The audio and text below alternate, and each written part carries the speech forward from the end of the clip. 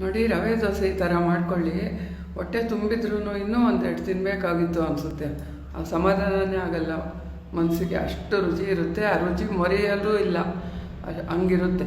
ಇದಕ್ಕೋಸ್ಕರ ನಾನು ನೋಡಿ 1 ಲೋಟ ಉಪ್ಪಿಟ್ಟು ರವೆ ಹಾಕೋತಾ ಇದ್ದೀನಿ, ಒಂದು ಅರ್ಧ ಲೋಟ ಗೋಧಿ ಹಿಟ್ಟು, ಅರ್ಧ ಲೋಟ ಅಕ್ಕಿ ಹಿಟ್ಟು, ಉಪ್ಪು ರುಚಿಗೆ ತಕ್ಕಷ್ಟು ಹಾಕ್ಬಿಟ್ಟು ನೀರು ದೋಸೆ ಕಲಿಸ್ಕೊತೀವಲ್ವ ಆ ಥರ ಕಲಿಸ್ಕೊಳ್ಳಿ.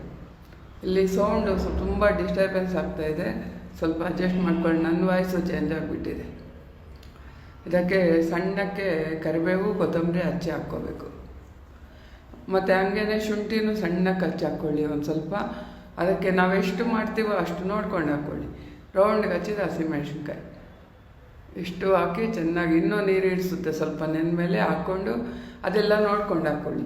ಹೆಂಚು ಕಾಯೋಕೆ ಇಟ್ಬಿಟ್ಟು ನೋಡಿ, ಸೌಟು ಎತ್ಕೊಂಡು ಡುರ್ರ ಅಂತ ಒಂದ್ಸರಿ ತಿರುಗಿಸಿದ್ರೆ ಸ್ವಲ್ಪ ಗ್ಯಾಪ್ ಆಗುತ್ತೆ ಅಷ್ಟೇ. ಮತ್ತು ಸ್ವಲ್ಪ ಎತ್ಕೊಂಡು ಈ ಥರ ಹಾಕಿ ಒಂದು ಅರ್ಧ ಸ್ಪೂನ್ ಎಣ್ಣೆ ಹಾಕ್ಬಿಟ್ಟು ತಟ್ಟೆ ಮುಚ್ಚಿಟ್ಬಿಡಿ.